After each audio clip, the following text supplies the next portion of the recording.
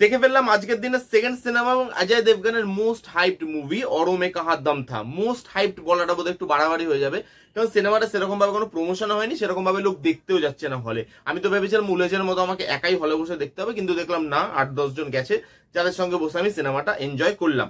কেমন হলো এই সিনেমাটা? Love story, Ajay Devgn plus Tabu, 90s এর অজয় দেবগনকে, ওই রোমান্টিক অজয় দেবগনকে কি আমরা ফেরত পেলাম? এক্সপেকটেশন ছিল এই সিনেমাটার প্রতি, এক্সপেকটেশন কি মিট করতে পারলো এই সিনেমাটা? সেটা নিয়েই কথা বলবো এই ভিডিওতে। রিভিউ স্টার্ট করার আগে অবশ্যই একটা কথা বলে দেওয়াটা দরকার, সেটা হচ্ছে যখন এখন ফিল্ম ইন্ডাস্ট্রিতে খালি ক্রাইম, থ্রিলার, অ্যাকশন এরকম ধরনের সিনেমা হচ্ছে, সেখানে মেকার্সরা যে ভেবেছে একটা রোমান্টিক মুভি আনবে এবং যেটা আমাদেরকে 90s এর ফিল দেবে, সেই জিনিসটা কিন্তু সাহসের পরিচয় দেয়, যার জন্য মেকার্সদেরকে অবশ্যই একটা ধন্যবাদ জানানো উচিত। এবার এই সিনেমাটা নিয়ে কথা বলবো, তার আগে গল্পটা বলে নি। গল্পটা খুব সিম্পল গল্প, একটা লাভ স্টোরি, একটা কাপেলের, অজয় দেবগন আর টাবু, তাদের মধ্যে এমন একটা ঘটনা ঘটে যেই ঘটনাটা তাদের দুজনের জীবনকে ছাড়কার করে দেয় এবং তাদের দুজনের জীবন প্রায় পুরোপুরি শেষ করে দেয়।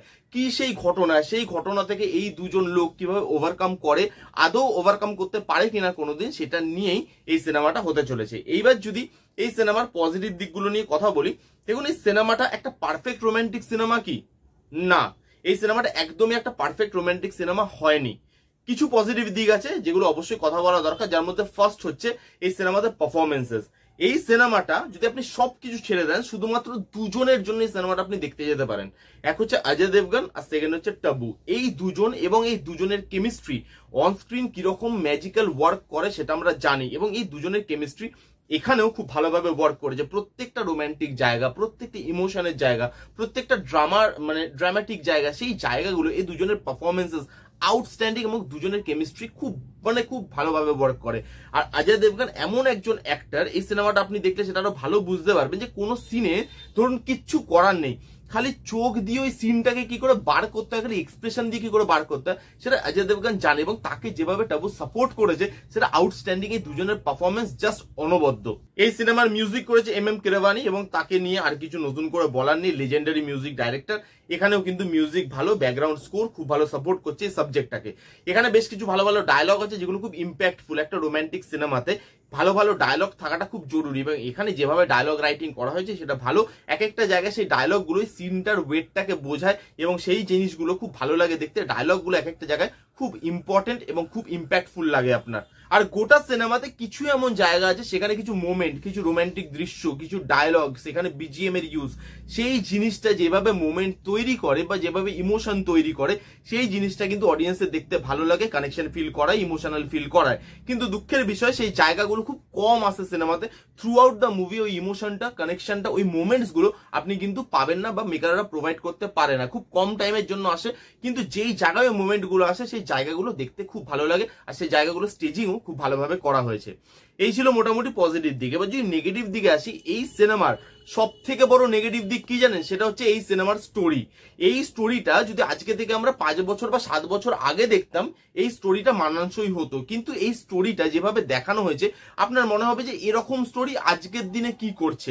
এখানে মেনলি দুটো গল্প দেখানো হয়েছে, অজয় দেবগন আর টাবু যেই গল্পটা সবাইকে বলছে সেটা একটা গল্প, আর একটা গল্প অ্যাকচুয়ালি তো হয়েছিল।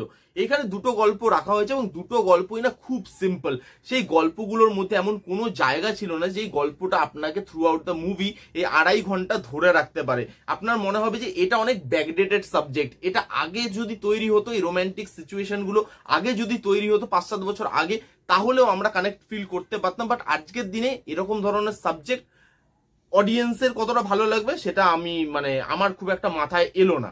এবং যে দুটো স্টোরির কথা বললাম, তার মধ্যে একটা হচ্ছে প্রথম স্টোরি, যেটা অজয় দেবগন আর টাবু সবাইকে বলছে, সেই স্টোরিটা এতটাই উইক, সেই স্টোরিটার জন্য ইমোশন কোথাও গিয়ে ওয়ার্ক করে না। ওই বললাম ক্লাইম্যাক্সের কিছু পোর্শন আছে বা কিছু মোমেন্টস আছে এরকম যেখানে ইমোশনটা ওয়ার্ক করবে। থ্রু আউট দ্য ফিল্ম ওই স্টোরিটা এত সিম্পল হয়ে গেছে, আপনার দেখে মনে হবে ভাই এতে ইমোশনাল আমি কি কানেক্ট করব, এই জিনিসটা আমাকে টাচ করতে পারছে না। সেই জিনিসটা আপনার ল্যাক করবে যে ওই স্টোরিটা, সেকেন্ড স্টোরিটা এমন কিছু মহার্ঘ নয়, বাট ফার্স্ট স্টোরিটা আরো বেশি উইক, যার জন্য আপনি ইমোশনালি কানেক্ট করতে পারেন না। তার মধ্যে এখানে ক্যারেক্টার বিল্ডটা ভালো করা হয়নি। জিমি শেরগিলের ক্যারেক্টারটা কোনোভাবে জায়গায় পায়নি। তার সেই ক্যারেক্টারটা কি জন্য আছে আপনি সেটা বুঝতেই পারেন না। অজয় দেবগানের ছোটবেলাটা যেটা শান্তনু প্লে করেছে, খুব ভালো প্লে করেছে, সেই জায়গাটা বা তার সেই ওই ছোটবেলাটার থেকে শুরু করে অজয় দেবগান হওয়া, ওই যে ট্রান্সফরমেশনটা, একটা ক্যারেক্টার ট্রান্সফরমেশনটা আপনি কোথাও ফিল করতে পারেন না। তো এখানে ক্যারেক্টারের রাইটিংও খুব উইক করা হয়েছে বলে আমার মনে হয়। আর এই মুভিতে যে টুইস্ট এন্ড টার্নস গুলো দেওয়া হয়েছে, টুইস্ট এন্ড টার্নস গুলো কোনোভাবে ওয়ার্ক করে না। দেখে আপনার মনে হবে যে লাস্টে গিয়ে ওই টুইস্ট এন্ড টার্নসটা না দিলেও পারতে, কারণ মুভিটা প্রথম থেকেই দেখে বোঝা যাচ্ছিল যে কোন দিকে এগোচ্ছে। অডিয়েন্স এখন এত অ্যাডভান্স হয়ে গেছে, এত সিনেমা দেখে ফেলেছে, তারা অলরেডি ধরে ফেলবে যে মুভিটা কোন দিকে এগোতে চলেছে। তাই টুইস্ট এন্ড টার্নস গুলো আমার জন্য ওয়ার্ক করেনি, অন্য করার জন্য করলেও করতে পারে। আর এই সিনেমাটা অনেক বড় হয়ে গেছে, এক একটা সিন এখানে 2বার 3বার করে রিপিট করা হয়েছে, সেগুলো দেখতে আপনার মনোটোনাস লাগে যে আমি এই সিনটা তো দেখলাম, মানে একটাই সিন, সেটা 3-4 জনের পার্সপেক্টিভ থেকে বারবার দেখানো হচ্ছে। লম্বা লম্বা শট, একটা শট আছে অজয় দেবগন ঘর থেকে বেরোচ্ছে, সেই শটটা এত টাইম টেকিং, সেই শটটা আপনার দেখতে দেখতে মনে হবে ভাই পুরো সিনেমাটা বোধহয় এই শটটাই চলছে। একটা শট আছে যেখানে শান্তনু অন্য দেশে চলে যাবে, তাই লাস্টবারের মতো গার্লফ্রেন্ডের সঙ্গে দেখা করতে এসছে। ওই শটটা সমুদ্রের ধারে, এত লম্বা স্ট্রেচি একটা শট, সেখানে বারবার একটাই শটের রিপিটেশন, সেখানে এত লম্বা লম্বা শট এই মুভিটাকে লম্বা বানায়। এবং এত লম্বা মুভি দেখার পরও আপনার মনে হবে যে মুভিতে বোধহয় অনেক কিছু খামতি থেকে গেল। এত যখন আপনার কাছে টাইম ছিল, তাহলে কেন আপনি ক্যারেক্টার বিল্ড আপটা ভালো করে করলেন না? কেন আপনি এই মুভির স্টোরিটাকে আরো একটু স্ট্রং করলেন না? এই ছিল মোটামুটি পজিটিভ দিক। নেগেটিভ দিক আমি যদি বলি, আমার এক্সপেকটেশন এই মুভিটা মিট করেনি। অবশ্যই বললাম যে রোমান্টিক সিনেমা যারা দেখতে ভালোবাসে, যারা 90s এর ফিল পেতে চায়, তারা এই সিনেমাটা অবশ্যই একবার গিয়ে দেখতে পারেন, ফ্যামিলি নিয়ে দেখতে পারেন, কোনো অসুবিধা নেই। লাস্টে শুধু এটুকুই বলতে পারি, শুধুমাত্র অজয় দেবগন আর টাব্বু ছিল বলে এই মুভিটা ডিজাস্টার অথবা খুব বাজে সিনেমা হওয়ার হাত থেকে বেঁচে গেল, কারণ তাদের দুজনের পারফরমেন্স এত ভালো ছিল যে মুভিটাকে একটা ডিসেন্ট জায়গা অবধি শেষ পর্যন্ত পৌঁছে দিতে পারে। এই ছিল অড় মে কাহা দম থা মুভির রিভিউ। রিভিউটা কেমন লাগলো জানাতে ভুলবেন না। রিভিউটা যদি ভালো লাগে তাহলে please give it a Thums up, like করবেন, কমেন্ট করবেন, শেয়ার করবেন, চ্যানেলটাকে মাস্ট সাবস্ক্রাইব করবেন। দেখা হচ্ছে নেক্সট কোনো ভিডিওতে, ততক্ষণ bye bye, take care and be safe.